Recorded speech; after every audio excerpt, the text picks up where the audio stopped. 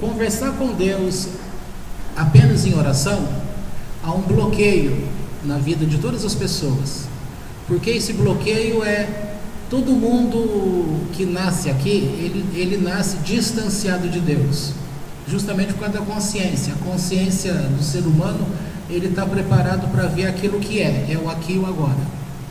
E nós precisamos desenvolver, é um desmatamento, é trabalho de bandeirantes, é cortar esse materialismo para você entrar naquilo que se chama espiritualidade. E isso é um trabalho pessoal.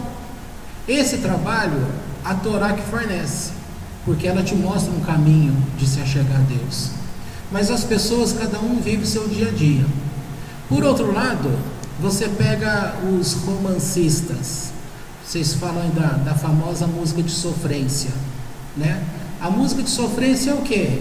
Sempre um trauma amoroso, né? A pessoa então, e muitos, conforme o poema lá do Fernando Pessoa, ele diz que o poeta é um sofredor, que sofre tão completamente a dor, que ele pensa que é a dor que deveras sente. A pessoa tem a capacidade ela pensa na dor e de repente ela é a dor, entendeu?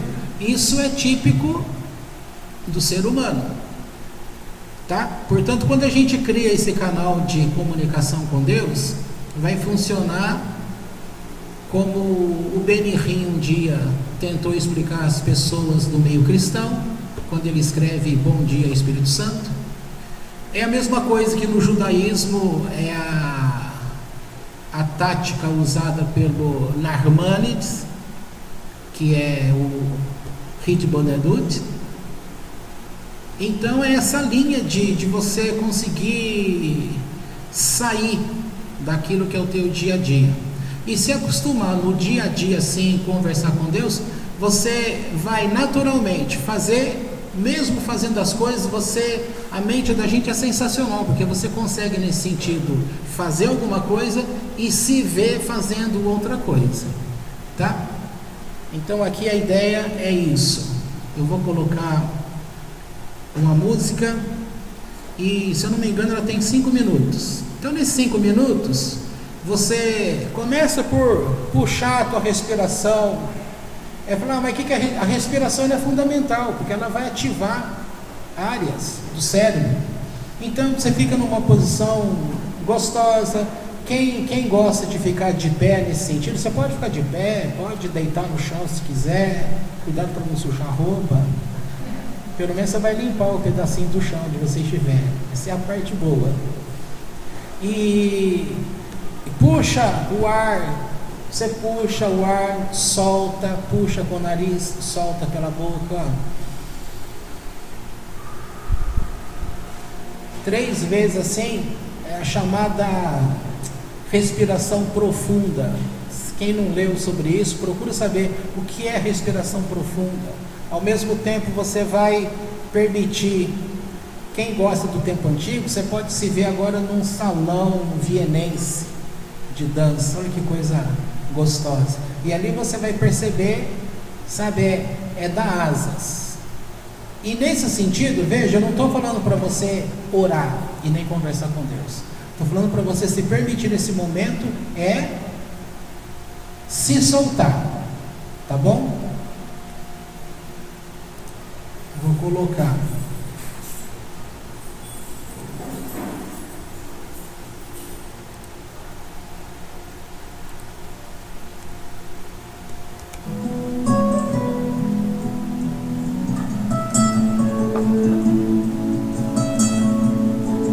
Tem 5 minutos mesmo.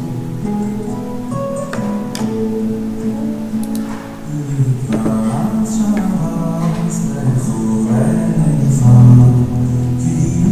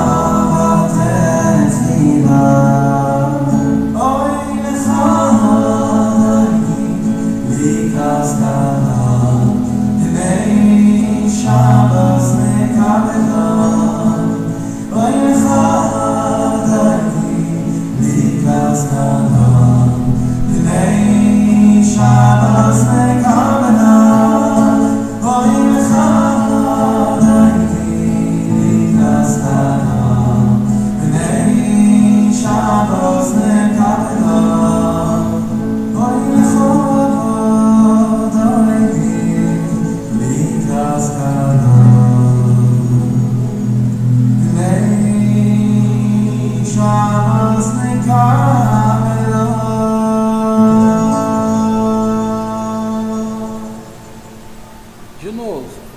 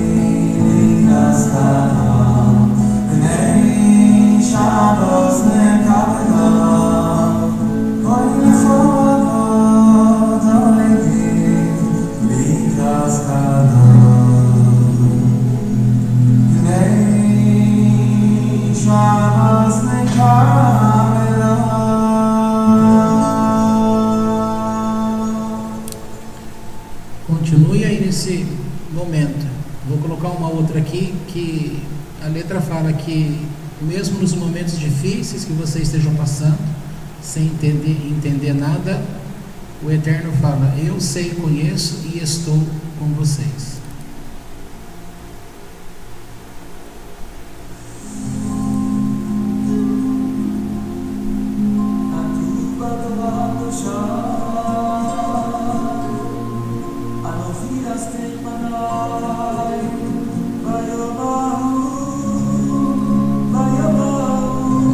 Também baseado numa palavra de Narmânides.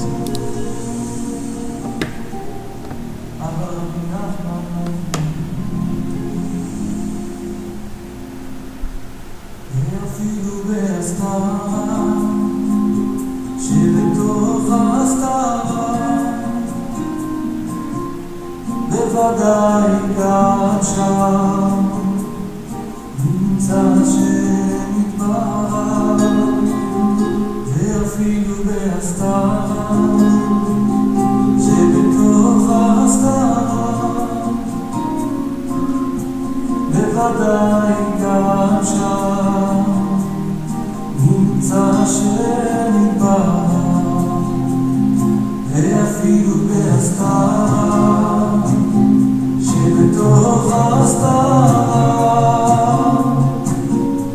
בוודאי גם שם נמצא שנתברך, ואפילו בהסתרה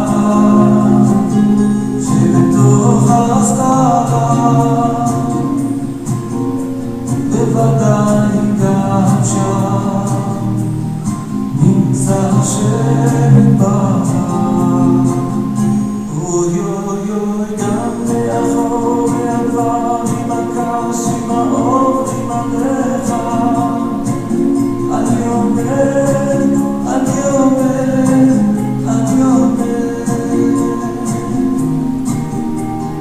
גם מאחור הדברים הקשים העוברים עליך, אני אומר, אני אומר, אני אומר,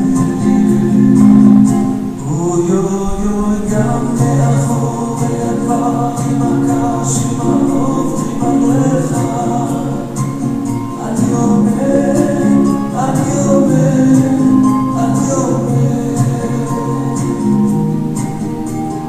גם מאחור הדברים הקשים העוברים עליך, אני אומר, אני אומר, אני אומר.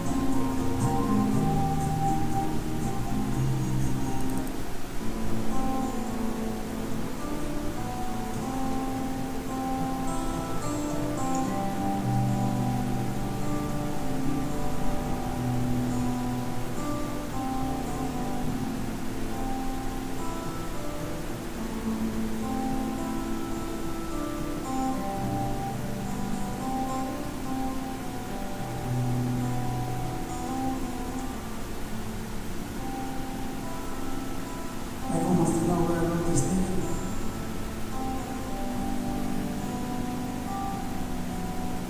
In the coziest place in the world, where there's fire of truth burning at all times.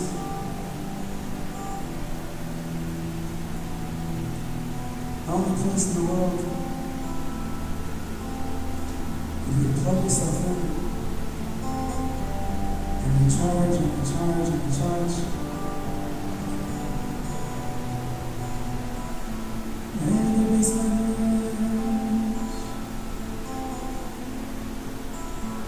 I remember it was during the end of one night stand.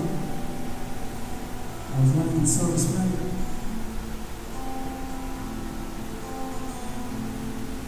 I think it was the first day night.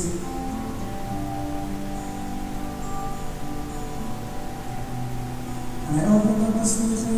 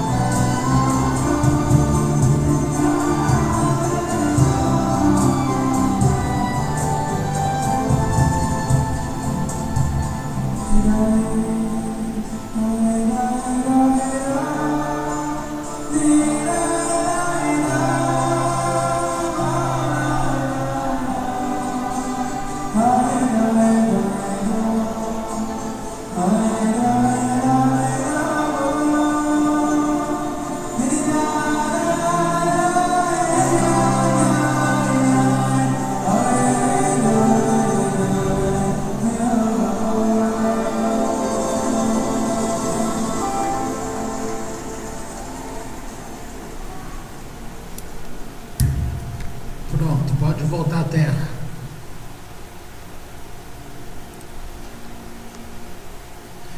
Se você não conseguiu se desprender, você tem que levar em conta que você está estranhando o ambiente, você está estranhando de se soltar perto de outras pessoas. Então você tem que praticar isso em casa. E no momento que você está sozinho, porque isso descansa. Isso faz com que a tua alma tenha um contato fora do material. Isso cura. Cura a enfermidade, cura a raiva, cura a ira, muda o jeito de se enxergar as coisas. É tudo coisas que estão, por exemplo, essa última música teria que estar num ambiente mais próximo de você, para que cada som desses, aquele ó, bom, bom, bom, esse som que sai, isso tem que explodir no seu peito. Isso é o princípio da musicoterapia. Isso é terapia. Então também mostra, às vezes a pessoa, você não consegue nem aqui e nem na sua casa. Aí sabe o que acontece? Vai mostrar o quanto que você é preso nas coisas materializadas. E o quanto que você é preso nas coisas materializadas vai mostrar para você o quanto que você tem dificuldade para ouvir a Deus. Nós vamos entrar na Parashá quando Sara morre, a esposa de Abraão. E quando nós éramos ainda evangélicos, alguns anos atrás, tinha uma passagem que foi contada pelo Yosef Akiva, e ele usou o experimento da vida de Abraão para poder declarar que aquele homem, mesmo tendo tantas lutas, dificuldades, quando ele pediu um filho a Deus,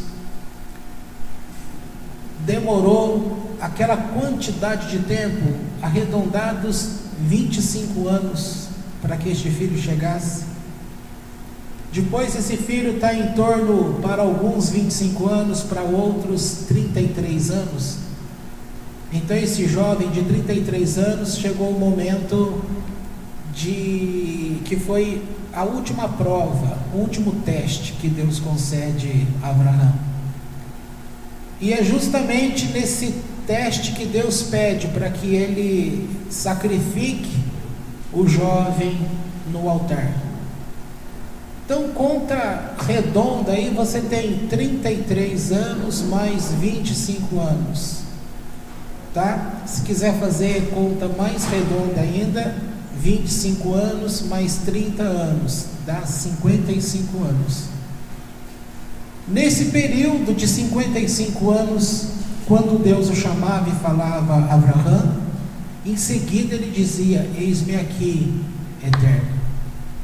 Passado estes 55 anos, eles estavam andando pelo caminho, Deus vem e fala: Abraão, você consegue imaginar? Você, passados 55 anos, lembrando que ele teve um filho com 100 anos, e passado estes anos, você tem que ver um momento também. O momento que eu coloquei a música do meio ali, falando que mesmo nos recônditos, Deus sabe que você está passando por momentos difíceis, e Ele diz: mas eu estou com vocês. O que acontece é que a gente, no decorrer da vida da gente, nesses momentos difíceis, a nossa mente faz um apartheid, ela separa porque as pessoas estão acostumadas com aquilo que é material, e o material é literalmente aquilo que você vê. E quando você está num momento difícil, o que você está vendo? Momentos difíceis. E nestes momentos difíceis, você quer ficar quietinho, você quer ficar isolado. O problema não é ficar quietinho, o problema não é ficar isolado. O problema é quando a pessoa se separa de Deus. Mas os religiosos, eles vão dizer assim: não, mas a gente não se separa de Deus. A prova é que geralmente as pessoas se separam de Deus, sim. Para Deus falar com você nesses momentos, Ele tem que gritar, Ele tem que berrar, Ele tem que fazer alguma coisa, senão você não escuta. A diferença de Abraão é que emocionalmente ele também estava ligado com aquele momento, porque ele iria devolver a Deus a maior riqueza dele, e ele não estava colocando a maior riqueza dele na riqueza de gado, camelos, pessoas que ele tinha, propriedade que ele tinha. Não era isso. Ele andava por aquele caminho com a comitiva dele. Ele sabia o que ele iria fazer, e ele estava pronto a fazer isso. Imagina o silêncio do coração de uma pessoa assim, a dor. Embora ele declare ali no texto que ele tinha certeza que o Eterno iria ressuscitar o filho dele para voltar com ele, mesmo nessa certeza, mas é uma certeza seguida de uma incerteza. E você pode crer muito naquilo, mas se Deus não te falou se Ele vai fazer aquilo, então você não tem certeza. Então você tem que jogar com aquilo que você está unindo, aquilo que é nefesh, aquilo que é ruach, que é todo o emocional ali envolvido. Ele podia pensar, o que está acontecendo com a mãe dele lá? A mãe não estava sabendo de nada. E o Midrash conta que lá, Satã aparece a Sará como um homem comum, normal, e diz a ela: mulher, você sabe onde está teu filho? Ela disse: não, meu filho está com o pai dele. É isso mesmo, teu filho está com o pai. E sabe o que está acontecendo neste momento? Ele está amarrando o teu filho num altar e ele vai sacrificar a Deus esse filho. Ela entrou num desespero e aí ele some. Bate aquele desespero, porque a mãe que ama o filho, bate aquele desespero e ela começa a juntar as coisas dela, imagina, fazendo a trouxinha dela, e ela vai para Hebron. E quando ela chega lá, ela pergunta: vocês viram, andando pelo caminho, vocês viram o menino, o jovem com o pai dele? Assim, ninguém via nada. Aí quando chega lá em Hefron, Satã aparece de novo. Ele já criou todo aquele pânico, aquela dor, aquela coisa toda. Ele fala: então, mulher, achou teu filho? Não, não achei ainda. Ele disse: sou eu que apareci para você lá, mas eu menti para você. O teu filho não está morto, teu filho está vivo. E diz o Midrash que a alegria dela foi tão grande, que o coração dela deu aquela explosão de alegria, que ela morreu. É assim que Sara morreu, aos 127 anos de vida. E um histórico, você pode ler aí a Torá, você não vai ver a forma que Deus age para falar com ela.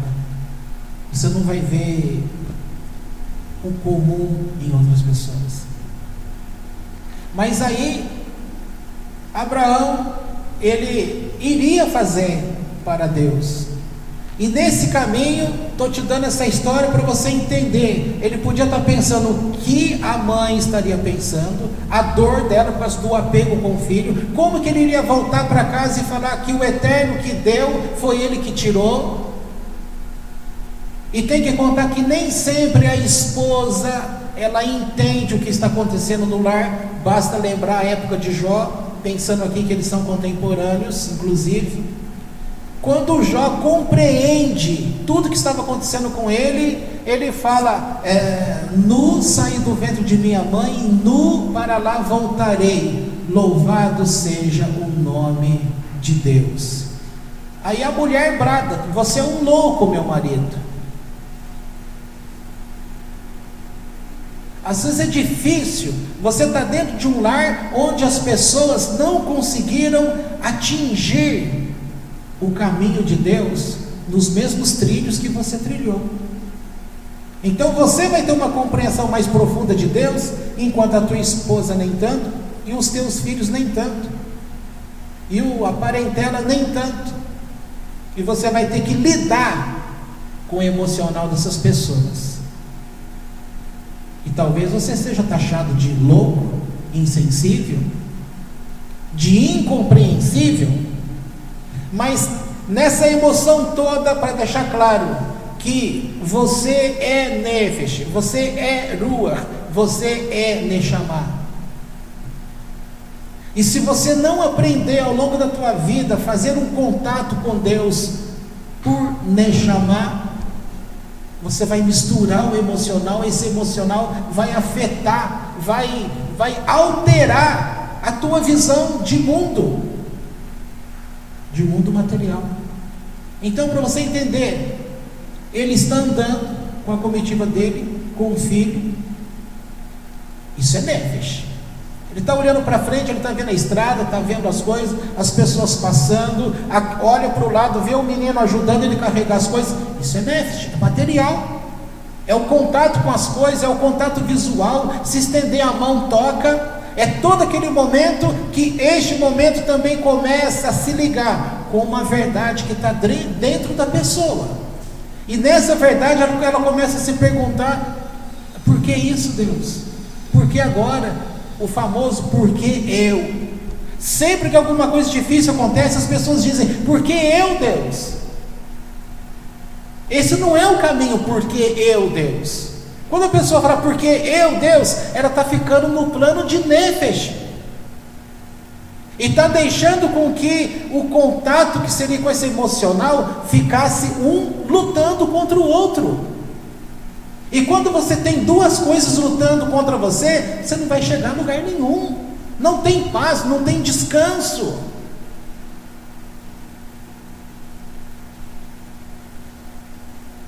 Na segunda vez que começou a tocar aquela primeira música, eu lembrei um dia que a gente estava orando, não me lembro se era de madrugada. Aí o Eterno começou a falar assim: me deu o prazer desta dança. Você lembra disso, gente? Não sei se você lembra. Aí na hora me veio a imagem. A nossa mente, ela é produtiva. De repente vem, quando eu lembrei disso, você imagina aquele cavalheiro ali, sabendo que é Deus, estendendo a mão, assim igual você vê naquelas cenas antigas. Me deu o prazer desta dança. Aí a tua mão vem e toca na dele e começa a bailar. Esses filmes que a gente vê, que fala daquela época da Inglaterra, de Henrique VIII, da Rainha Vitória, aquelas coisas todas, ou outros filmes que mostram aquelas danças dentro do palácio, você vê que é aquela dança que eles vão conversando e vão trocando de lugares e vão passando. É uma coisa tão bonita. Me deu o prazer dessa dança. Parece que no momento de dançar é um momento de conversar. E ao mesmo tempo que você está dançando, parece que é um refrigério, né? Parece que dá um tempo para tudo. E a dança tem o poder de te levar para um outro mundo. Mas voltando, então você imagina Abraão está andando com todo esse mar de confusão acontecendo, preocupação com a esposa, o que o filho ali está achando, será que ele já sacou que é ele que vai ser o sacrificado no altar? E ele lutando com essa verdade: eu sei que eu vou fazer agradar o Eterno, e ele vai ressuscitar esse filho vai voltar comigo. Mas cadê a certeza se Deus não falou que iria fazer isso? Então a pessoa luta: eu sei que vai, mas eu não tenho certeza. Se eu não tenho certeza, aquele pânico ainda continua lá dentro, e está caminhando. E o nefesh está mostrando as coisas. O olho percebe as pessoas com aquele olhar sisudo, preocupado, porque não é normal. E nesse tempo, nesse meio de confusão toda, aí vem a pergunta: uma pessoa, entre aspas, comum, estaria pronta naquele momento para ouvir a voz de Deus lá dentro do interior dela? Você vai falar: é claro, nesse momento é tudo que ele queria, mas imagina todo esse processo que eu estou falando, o que o teu olho está enxergando na frente, o que o emocional está aplicando em cima, porque ele é ingrato, ele sempre mostra aquilo que não é, ele sempre aumenta para o lado negativo. E você vai falar que você vai ouvir Deus nesse momento? Sabe por que as pessoas não ouvem Deus neste momento? Porque elas não criaram esse caminho de acesso direto a Deus. É o que a gente vinha falando sobre o Torá. As pessoas usam intermediário. E naquele momento, Abraão não tinha intermediário, porque ele não precisou. Ele criou a ligação direta. com Deus. Então naquele momento, o que o Eterno faz? Ele chama Abraão, e na hora, assim, imediatamente, Abraão fala: eis-me aqui, Senhor. Então isso prova e dá um exemplo para a gente, que nós devemos seguir o caminhar destes patriarcas, porque eles sofreram muito mais do que a gente. Eles viveram num tempo muito mais confuso e difícil que a gente. O emocional, é difícil falar o que se conhece de emocional. Você pode ser tentado a acreditar que hoje se conhece mais de emocional, porque você entende uma linguagem de ego, de inconsciente, daquilo que os cientistas escreveram sobre. Mas você não pode negligenciar que quem dá um exemplo dessas coisas todas é o Eterno, e a forma como o Eterno se liga às pessoas, ele cria um caminho.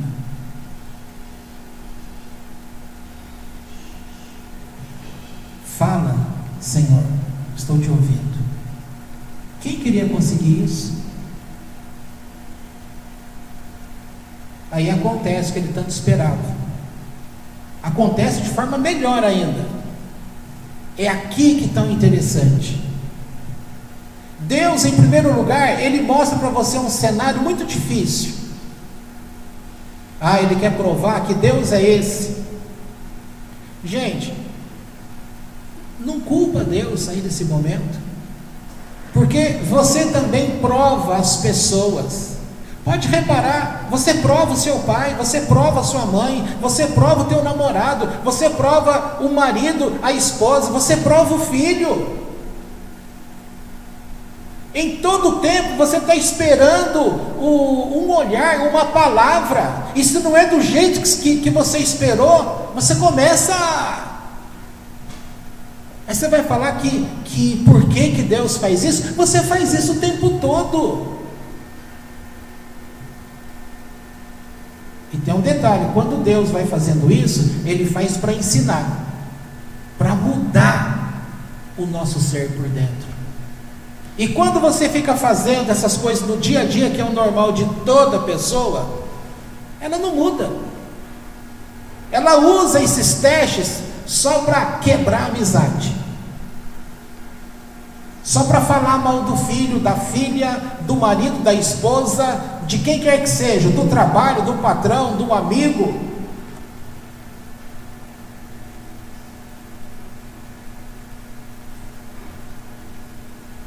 São muitos segredos aí dentro.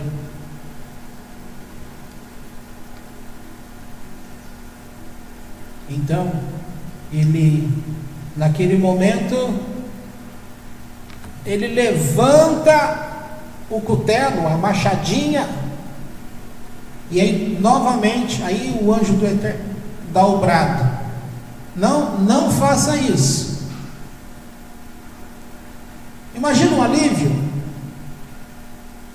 Você fala: que alívio, era tudo que ele queria ouvir. Mas diz o Midrash que ele ficou bravo. Entenda entre aspas esse bravo.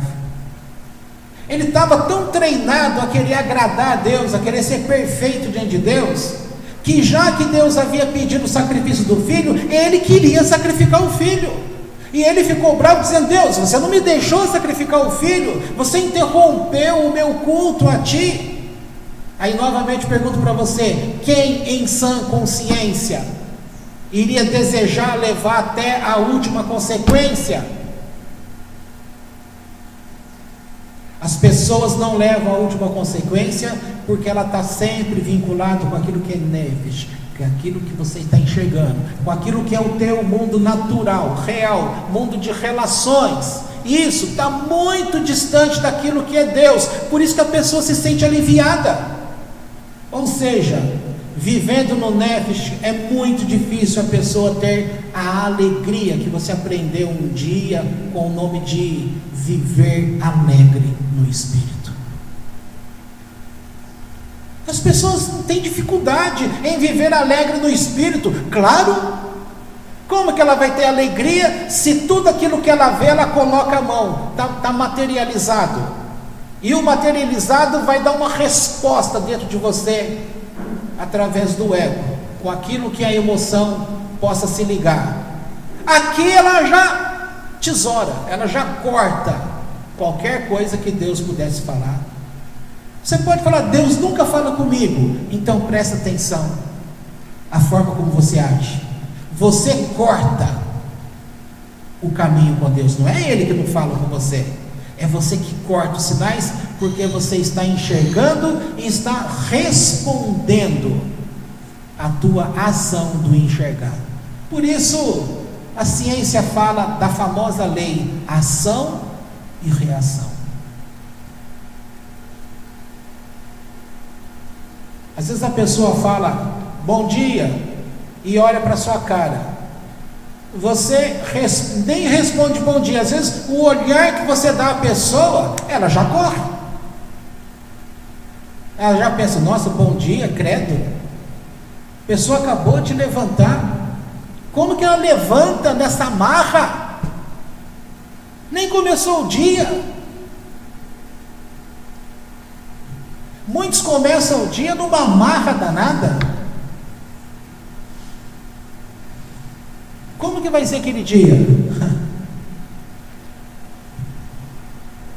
Agora, nisso tudo que eu estou te falando, lembrando da esposa, caminhando, o sonho de viver com o filho que ele tanto desejou, como se estivesse indo para o ralo, a incerteza se o menino voltaria com ele ou não. Menino é força de expressão, que aquele já era adulto, não era criança. Aquele está de 25 a 30, 33 anos.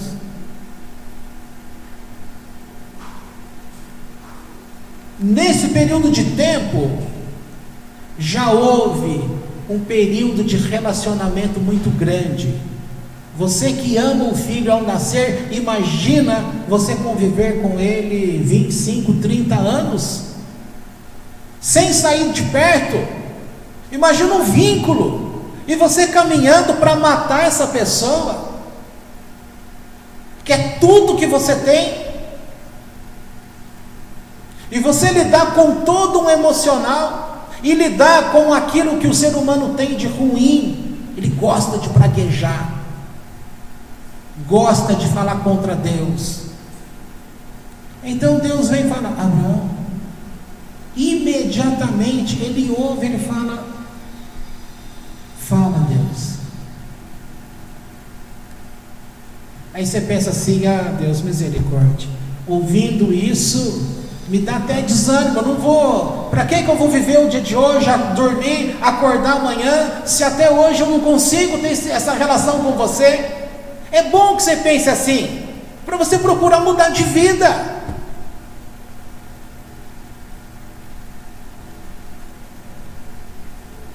Eu estou comentando com umas pessoas essa semana que o grande problema da religião que fala sobre Deus, e do judaísmo também, é não ensinar a pessoa a ter um encontro com Deus, a ouvir. As pessoas estão acostumadas com um culto a Deus, um culto que ela chama de bonito, um culto que a emocione, um culto que faz ela até se derramar para Deus, mas ela sai dali, ela voltou a ser uma pedra. A pessoa começa a ler a Bíblia em casa, ou a Torá, ou as aulas, ou o Midrash, e tem dificuldade, porque a maioria delas tem o trabalho do dia a dia, o trabalho consome a pessoa, ela chega em casa cansada, não dá para se derramar no estudo tanto assim. Mas no pouco momento que ela está se dedicando a uma leitura, ou ouvindo uma música, tem que lembrar o seguinte: você tem o dia inteiro, não é possível que num período do tempo você não consiga perceber que você não está sozinho. É isso que tem que ensinar as pessoas. Elas acham que ela vai encontrar Deus no momento, igual você encontra um amigo. Hoje, essa questão do WhatsApp, ela dá uma sensação para a gente que nós não estamos sozinhos. Porque as pessoas têm plano de internet no celular, os normais que são vocês, eu sou anormal, eu não tenho. Mas eu saio na rua e eu sinto falta, como eu não tenho um plano de internet, aí eu saio na rua, aí não tem o WhatsApp lá funcionando. Mas quando você está em casa, online, Wi-Fi, todo mundo está conectado no verdinho. E aí, se você está mal, você fala: oi amiga, você está aí? Claro que a amiga está ali. Porque por mais ocupado que as pessoas estejam, elas estão com os seus celulares, elas não desligam para nada. E vira vício, né? Já peguem.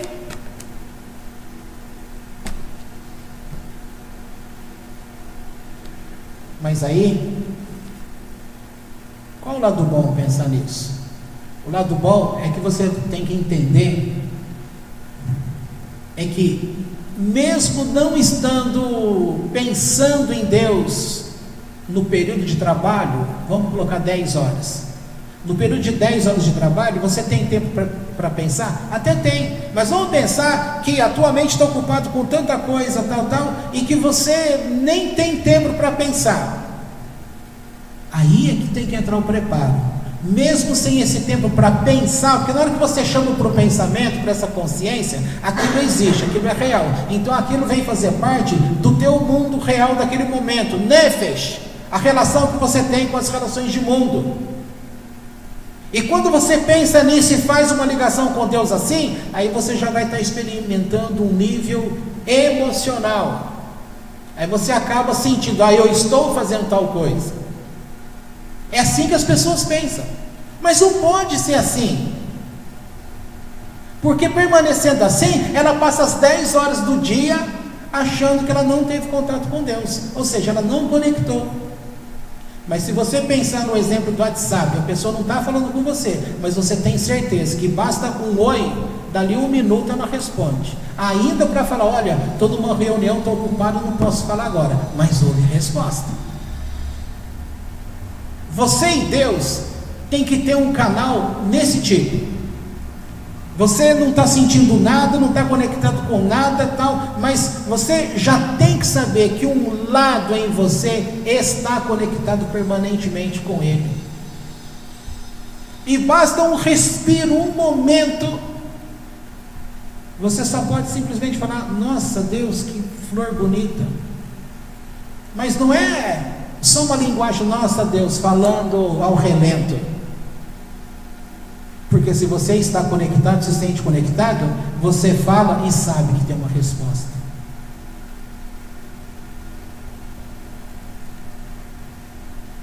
Tem uma imagem bíblica que mostra o trono de Deus cheio de rodas.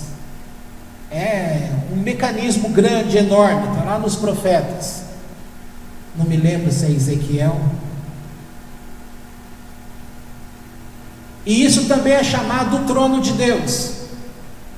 E quem estudou um pouquinho de Cabalá sobre a estrutura dos mundos espirituais, o trono de Deus está relacionado com o mundo de Briá. E essa relação com a roda, com o trono, não é que há um trono ali, é porque é ali daquele mundo que começa a ter uma conexão com tudo que há existente até chegar a gente. Tudo parte do trono. Por isso, linguagem da Bíblia é figurado que no trono de Deus tem um arco-íris, tem as labaredas de fogo, são aquelas explosões. E aí é dito pela linguagem do profeta que quando você está naquele lamento, porque Deus chamou Abraão, agora a gente vai ver o contrário. No momento quando Davi, por exemplo, naquele sufoco que ele pudesse estar, ele simplesmente ele fala: Deus. Aí você imagina o trono como é roda. Achei legal aqui que o Gabriel foi andando com a cadeira até lá na frente, né? Eu até ri, mas agora isso aí serve como exemplo. Imagina essa cadeira aí como o trono, por causa das rodas. Ele foi para lá. Imagina eu aqui onde eu estou, eu falo, Deus. Então, do jeito que ele andou com essa cadeira, ela foi para lá, ela estava voltada lá para a rua, ou seja, de costa para mim. Nessa situação, quando eu falo assim, naquele desespero meu, ou simplesmente querendo falar sobre uma florzinha que eu vi ali, imagina eu falo, Deus, sabe o que acontece? Naquele momento, aquele trono em roda, ele vira, mas ele vira com tudo que é existência. É só você lembrar, quem assistiu aquele filme dos caminhões que viram robôs, Transformers, imagina aquele negócio grandão. Claro que eu não estou reduzindo Deus a uma imagem dessa, é só a ideia do mecanismo, tá? Deus, aí aquilo lá, e vira. Lembra do cachorro, quando ouve um barulhinho, a orelhinha dele não está assim, né? Ouviu um barulhinho, ele faz assim, levanta. Deus ouviu um pequeno som da tua boca, a cadeira vira, o trono vira em direção de onde foi chamado. Se você tem essa certeza e vive com esse canal aberto, você vai entender qual foi essa relação que Abraão teve. Aquele mar de confusão, imaginando o que ele vai falar para a esposa quando voltar, como ele vai falar que aquele filho morreu, que vai dizer, não, mas morreu não foi assim à toa, foi Deus que pediu. Ela pudesse olhar e falar, mas marido, mas Deus pediu, tem certeza que foi Deus? E foi você que matou? Você matou o nosso filho? Numa conjuntura dessa, tanta dor, tanta coisa, e você falar de Deus, de conversar com Deus? Isso é para ensinar. O emocional do homem tem muita força, mas você tem que entender que o emocional do homem deve estar conectado com o Neshama, porque quem dá vida ao emocional do homem é Neshama. E aqui eu entro para um outro tema da Parashá. Essa Parashá, ela conta também quando Abraão pede, ele sabe que ele não vai viver para sempre, então ele pede pro Eliezer, você vai lá nas terras, na minha parentela, e você vai procurar esposa para o meu filho. Eu não quero que ele case com uma cananita. E aí ele se assusta, faz um juramento, e ele pensa, mas Abraão, meu senhor, como você vai fazer isso comigo? Que responsabilidade é essa? Como que eu vou escolher uma esposa para o teu filho? É isso mesmo, é você que vai. Diz o Midrash que isso era uma viagem de alguns dias, mas que Deus operou um milagre ali e fez ele chegar no mesmo dia.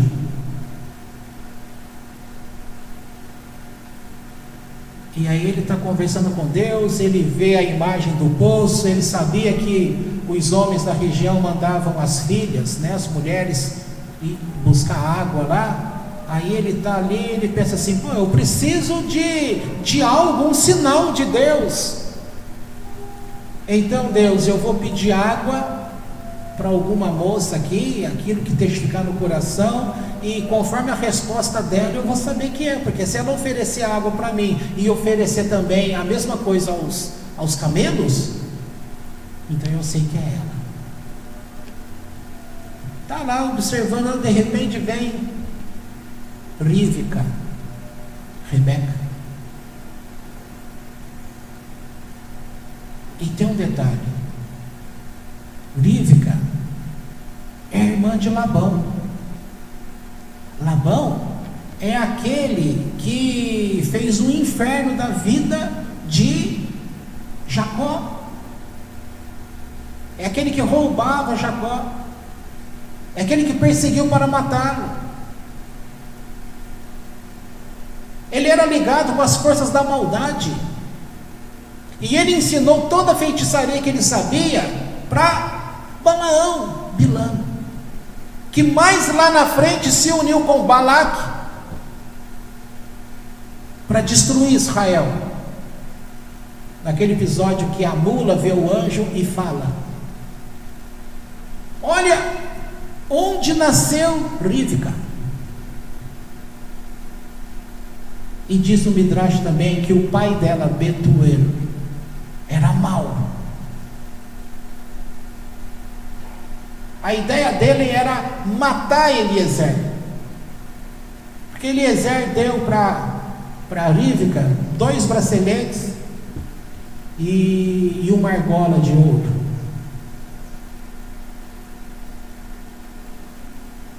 Aí ele pergunta para ela: há lugar na tua casa para eu pousar essa noite? Ela: claro que há. A minha casa, ela era boa. Então eu te digo, guarda isso. É possível uma pessoa ser boa morando num lugar ruim, nascendo do lado da esquerda, ela conseguir passar para o lado da direita? É possível. É isso que a Torá está ensinando. Então você vê, para pensar sobre a árvore cabalística, você tem a coluna da esquerda, a coluna da direita e a coluna do meio. Você tem o lado da severidade, da esquerda. Ela nasce do lado da esquerda, mas com o comportamento dela, porque diz o Midrash, diz a Torá, que ela era uma tzedeket. Ela era justa, uma mulher justa, e ela queria, diante do Eterno, um casamento digno, com alguém digno. Ela estava cercada de gente má. Então o Midrash fala que quando Labão, o irmão dela, viu os presentes, cresceu o olho. Aí ele foi lá rapidinho num quarto que tinha, tirou todos os ídolos, porque sabia que Abraão não trabalhava com idolatria, mas tirou tudo, deixou tudo limpinho e tal, e foi lá para Eliezer e falou: olha, meu senhor, eu já limpei aqui o quarto, está prontinho para você, já tirei todos os ídolos de lá, você vai ficar bem instalado. Ele fez isso por bondade, hesed, por hospitalidade? Não, ele fez pensando: se ele deu ouro para minha irmã, o que ele não dará a mim se eu fizer essas coisas a ele? As pessoas vivem o seu nefesh trocando influências, sempre numa relação por interesse. E nessa relação de interesse, você fica distante das pessoas. Você acha que você está perto das pessoas, mas essas pessoas que você está cultivando por interesse, no primeiro momento que alguém der a ela mais do que você dá, ela vira as costas para você. E você vai entrar numa depressão, porque você vai pensar assim: estou sozinho, olha o que fizeram comigo. Você vai se sentir um coitadinho. Quando você estiver ciente de si, sabendo quem é você, qual é o valor que você tem, porque o valor que você tem, quem vai funcionar como espelho te mostrando, é a tua relação com Deus. As pessoas vão dizer para você que você não presta, mas você sabe que é mentira, porque você sabe que as pessoas aqui, elas vivem assim. Como eu disse ontem, elas vivem para o seu ventre, mas aquele que é o judeu pela Torá, e quem está associado com Benei Noach, como nós, a Torá, nós passamos a viver numa relação aqui, para que a gente possa colher a próxima fase para nós, que é o Lan Rabá, porque nós temos certeza que para nós há um mundo vindouro. É aqui aqui que a gente... Então, portanto, nós temos aí, quando ele volta para casa, Abraão, cadê a mulher dele? Morreu.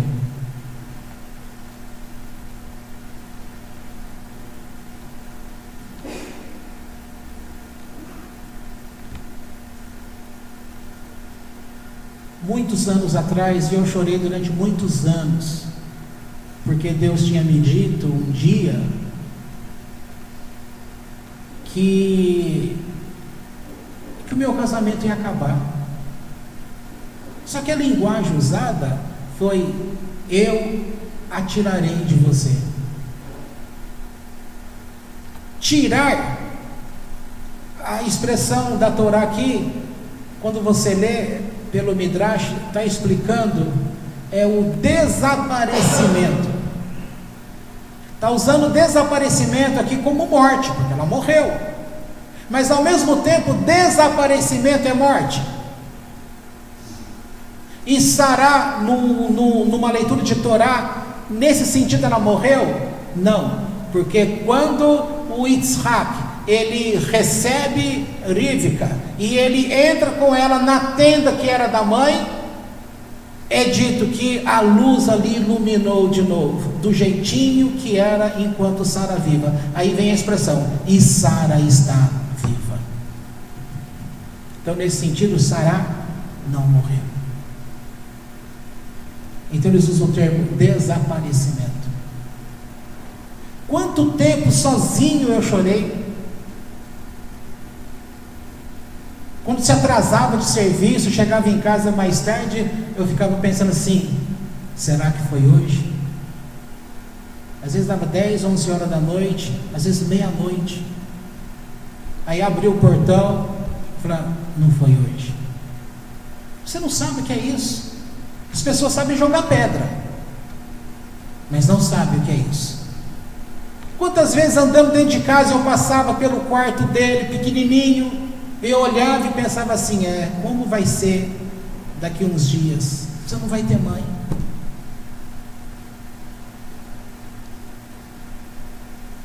Eu tenho certeza que você não sabe o que é isso. Só sabe quem passou, só sabe quem viveu, só sabe quem chorou a dor ali e naquela dor conversou com Deus.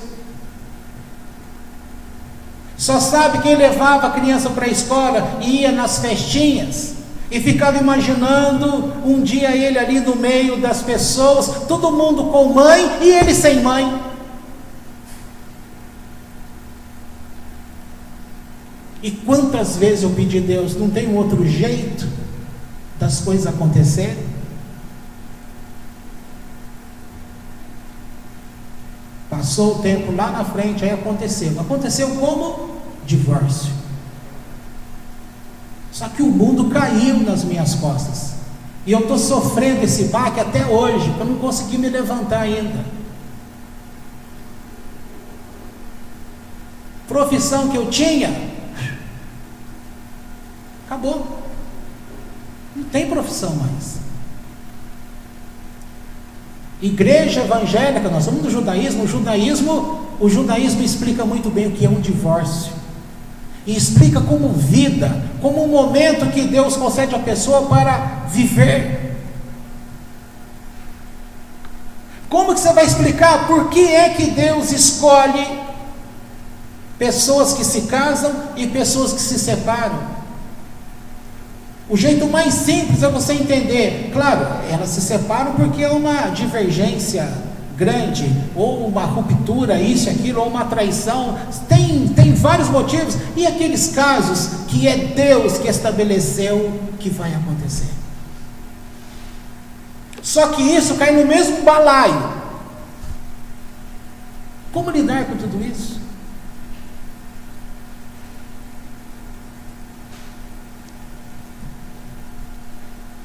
E Deus falar alguma coisa, você olhar para Ele e ainda continuar firme de pé?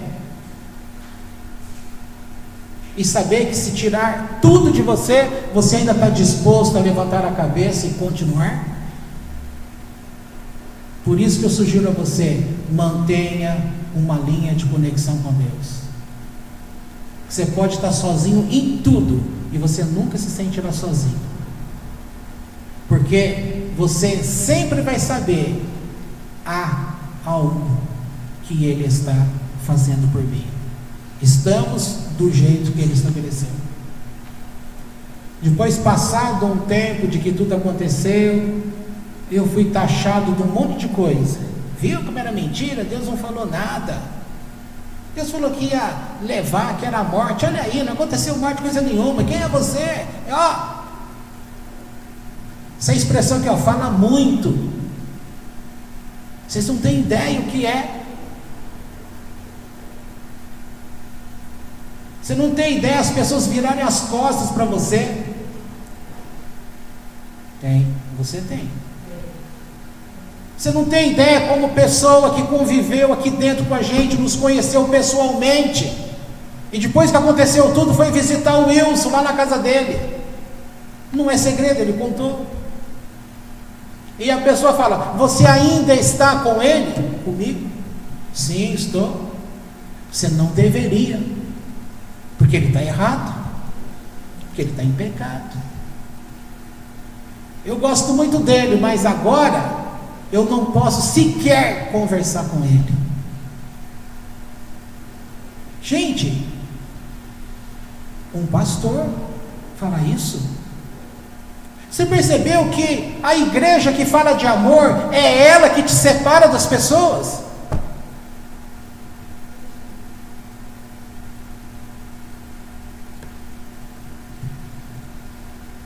Quando Deus coloca você num caminho que só tem coisa boa, é fácil. Você vai aprender a entender os contornos e os entornos quando você está numa adversidade, porque é aí que você vai enxergar o adverso, e esse adverso vai convergir você para aquilo que é sentença do Eterno. Vocês sabem que um dia eu atendi uma pessoa uns anos atrás, e aquela moça conheci os problemas dela. Passado alguns anos, ela me convidou para o casamento dela. Fui no casamento dela. Passado mais alguns anos, eu fiquei sabendo da separação dela. Aí, já com um filho pequeno, e a confusão foi grande. Aquela pessoa estava para ser despejado da casa,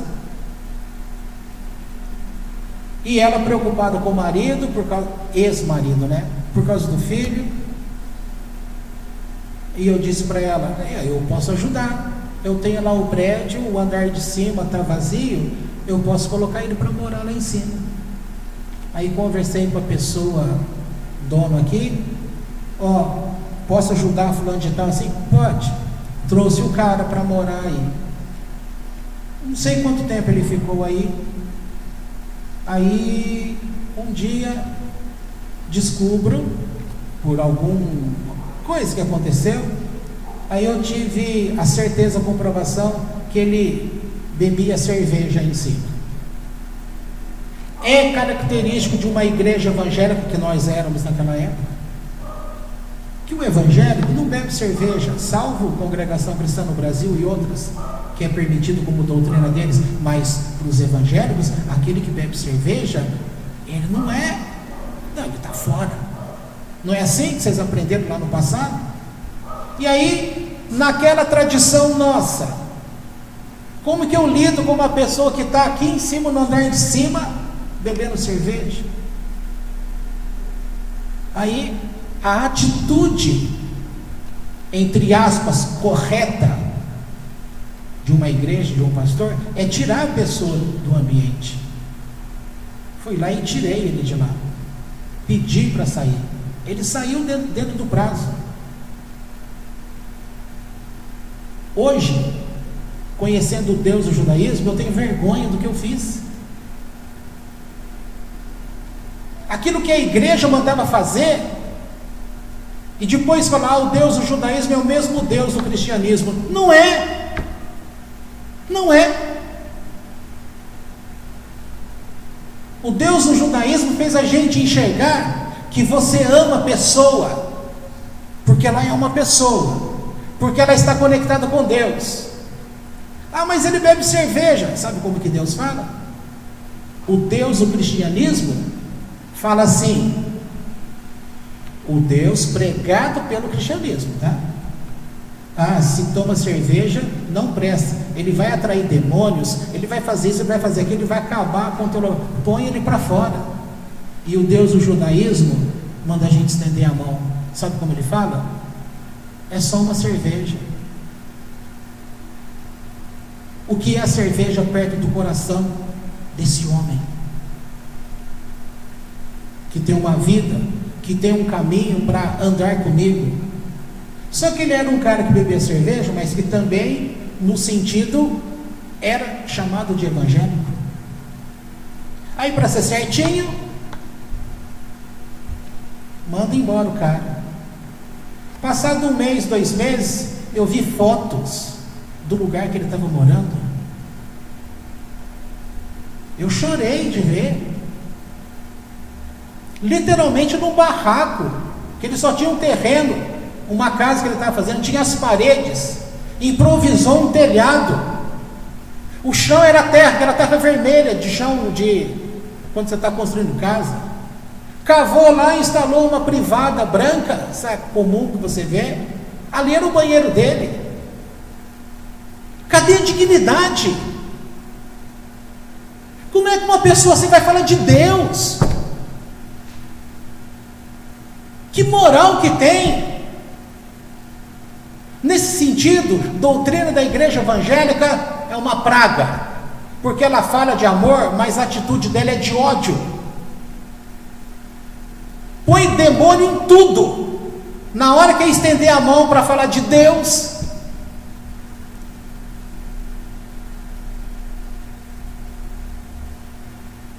graças a Deus que a gente tem esse lugar aqui, que vira e mexe a gente está pondo gente para morar aí.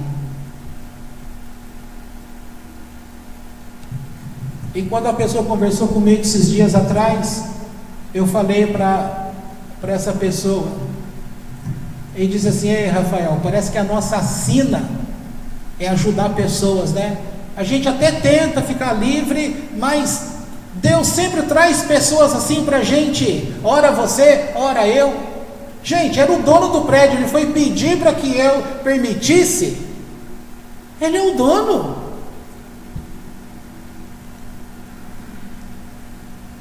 Aí ele não me falou, não contou tudo, porque você não tem que saber, porque não precisa. Esse negócio de você achar que você tem que saber de tudo, você não tem que saber de nada.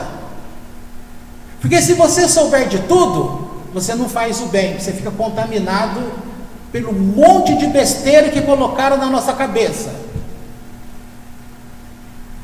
E sem saber de nada, eu contei para ele o que eu estou falando para você hoje, que é a segunda vez que eu falo nesse assunto, estava guardado aqui comigo.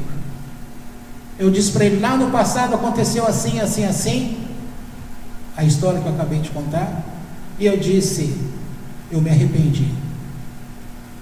Eu não devia ter mandado aquele cara embora. Porque o Deus do judaísmo me ensinou hoje que amor não é você ficar falando que a pessoa tem demônio porque fuma, porque bebe.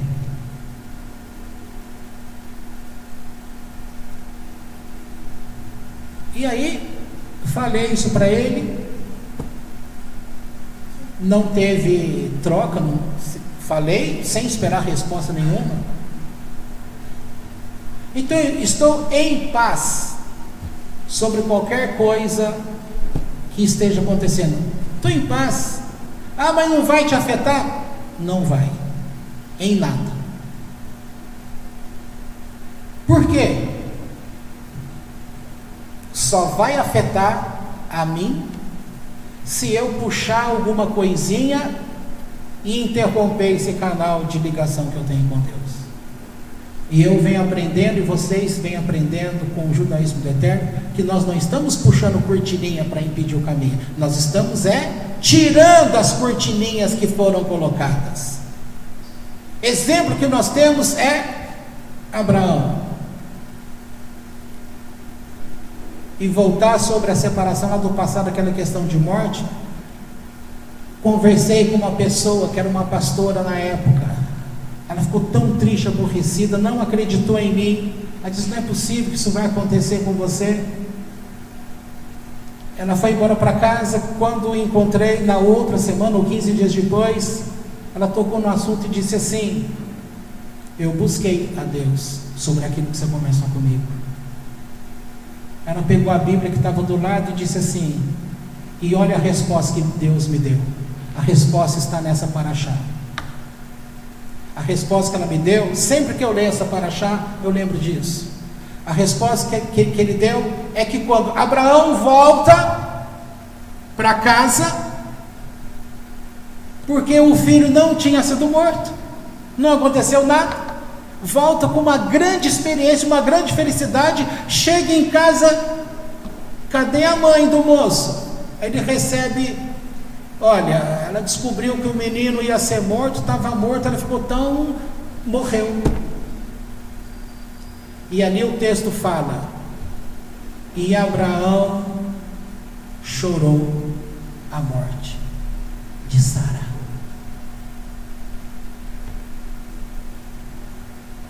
Ela olhou para mim e falou assim: Rafael, vai acontecer mesmo.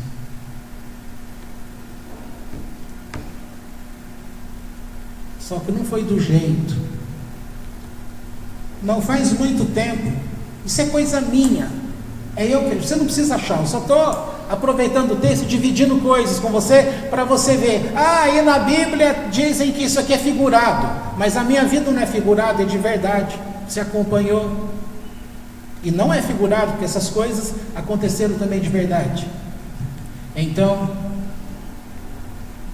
essas coisas todas, agora, talvez 1 ano, 2 anos atrás, eu tive a plena consciência de que aquela oração que eu fiz lá no passado, Deus, há uma forma diferente para que ele não fique sem a mãe dele.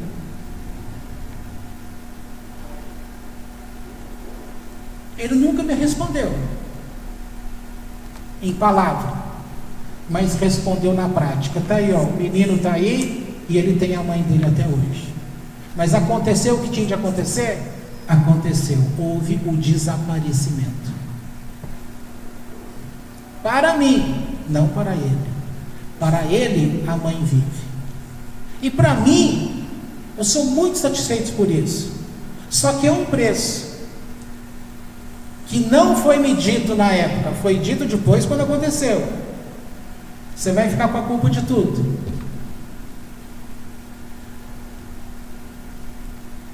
Vai ficar com a culpa de tudo, teu nome vai ficar manchado, mas o teu filho não será, como é que foi o termo? Não será, é que ele não seria atacado, ficaria livre. Eu disse para Deus: aceito. Eu fiquei, entre aspas, destruído com a culpa de tudo, sem moral nenhuma no meio, mas ele está aí de pé, está lá com a mãe, vivendo, mamãe, filhinho, pode ir, como diz a Constituição Federal, você vai e volta com dignidade, pode ir em festa de Dia das Mães, que vai encontrar lá a mãe junto. Era isso que eu queria. Só que o preço era sofrer o que eu sofri e o que eu venho sofrendo. Você pergunta para mim: valeu a pena? Eu só tenho dó de uma coisa, da minha esposa, que está sofrendo algo que não era para ela sofrer, porque quem está do teu lado sofre.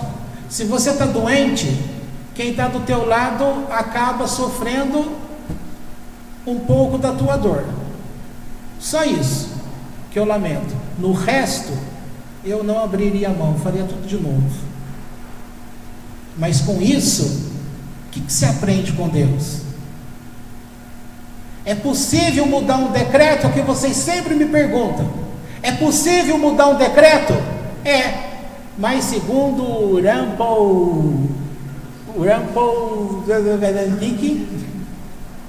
há um preço.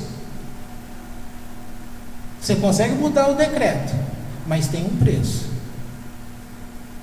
Eu estou pagando o preço, estou feliz, juro para você, estou feliz com o preço que eu estou pagando, que eu tenho satisfação. O pai, como diz a Bíblia, o pai, ele não quer o sofrimento do filho, e ele faz de tudo para não ver o filho sofrer. Foi isso que eu tentei fazer. É isso que Deus olha para você e tenta fazer, mas você não deixa, porque você fica cortando os canais de comunicação, porque você acha que Deus está muito lá em cima e que Ele não te escuta. Você não tem noção quando você fala: Pai, a roda do trono se volta e se vira na direção da tua voz. Você não vê, você não escuta. Aí você acha e começa a falar: Deus não me ouve. Quando você verbaliza: Deus não me ouve, qual é a ordem que você está dando para o universo? Te responder. Isolamento, que Deus não te escuta. E o que eu estou falando para você hoje? Adota a imagem, a figura de linguagem do WhatsApp. Está ali ligado, ou seja, você está chamando Deus de WhatsApp, nesse sentido todo. Você está conectado com Ele, há uma ligação firme entre vocês e Deus, como diz o Salmo 121. Ele não dorme. Ele não dorme. Ele está conectado. Essa ligação com Deus, a ligação dele com você, não cai. A nossa para com Ele cai. A dele para conosco não cai. Ele está sempre ativado. Você olha lá, está lá. Sinal forte. Ou muito forte, né? Sinal muito forte. A conexão não cai. Da parte dele para nós não cai. Se você começa no teu dia a dia saber, Ele está comigo, é conexão forte, nada impede. Qualquer coisa que aconteça, basta eu dar um alôzinho. Se ele estiver muito ocupado, você vai lá, visualizou a minha mensagem. Daqui a pouco vem a resposta. Te garanto, você vai começar a conhecer um Deus, como a Torá fala, Deus vivo. É isso. O que nós precisamos é de Deus vivo. Porque Deus que mata, Deus que vira as costas, Deus que pune pessoas, isso se aprendeu lá no cristianismo. Te fez feliz por um lado, mas fez você morrer para pessoas, muitas pessoas. Fez você fazer coisas em nome de Deus, coisa que Ele não pediu. Fez você matar corações de pessoas, quando Ele queria que você assoprasse na boca dela com um beijo e mandasse ar para dentro e ela voltasse a respirar, porque o que aquele homem precisava naquela época era mais um tempo aqui em cima, para depois sair em paz e ele olhar para trás e ter prazer, falar: Deus, você me ajudou. Mas do jeito que aconteceu, em nome cristão de chamar Deus, ele olha para trás e fala: olha a vergonha que eu passei, Deus. É o mesmo Deus? Não é. O cristão fala: nós servimos ao Deus de Abraão. Mentira. É um Abraão diferente deles. O nosso é esse aqui que eu estou te falando. Aprenda com a Torá. A Torá te liga a Deus, Deus de verdade. E Ele vai te mandar um monte de coisa tortinha. Não para você endireitar, mas para você respeitar a dor da pessoa e saber que mesmo no meio daquela dor, ela tem direito de manter uma conexão com Deus. Se você puder ajudar, ajude. Se você não puder ajudar, por favor, não atrapalhar. Ok? Então essa paraxá, ela trata desses assuntos muito 10. Porque Abraão foi lá e ele estava numa terra estranha, né? Só para terminar, ele estava numa terra estranha quando ele precisava enterrar o morto dele. E agora, o que eu vou fazer? Lei da época é que você não podia adquirir uma terra se você não fosse morador dela. Então ele teve que pedir permissão aos filhos de Het para poder comprar. Ele falou: vocês permitem que eu enterre o meu morto aqui, mas eu preciso comprar um pedaço de terra, porque quando você compra um pedaço de terra, você começava a fazer parte daquele povo. E ele fez isso porque Deus tinha falado para ele: eu estou dando essa terra toda aqui à tua posteridade. É nisso que ele cria. Então ele comprou aquela terra. E tinha um detalhe muito mais maravilhoso ali. Ele compra um terreno que tinha essa gruta chamada Marpelá. Era uma gruta que era em dupla. E ali é o portal que existe na terra, que faz a ligação entre o mundo de cima com o mundo de baixo. É ali que está enterrado Adão e Eva, Adão e Havá. É ali que está enterrado Abraão e Sara. É ali que está enterrado Isaac e Rivka. E é ali que está enterrado Jacó e Jacó e Leá, a outra esposa dele. Certo? Então ele viu aquilo e sabia: não pode ser qualquer uma, tem que ser essa. Então quem está em conexão com Deus, ele olha e fala: não é qualquer coisa, tem muitos meios de se fazer, mas tem que ser esse aqui. Ok? Então aprenda, igual foi dito no começo: louvor, música, vai te relaxar, vai te aproximar de Deus, vai poder dançar com Deus, vai poder, liberta você por dentro, fica livre, ó. Então, se tem um tempinho, ouça assim a música em hebraico, para você atrair tudo que o hebraico pode fazer nesse mundo de hoje. Converse com Deus. Isso você pode ouvir no teu trabalho, no meio de transporte, 5 minutinhos antes de sair de casa. Não tem desculpa. É aquele momento que você pode ficar 5 minutos mais na cama e fechar os olhos e está na tua mão. Se você não faz, quem vai sair perdendo conexão com Deus? Você. Tá bom? Agora eu encerro mesmo.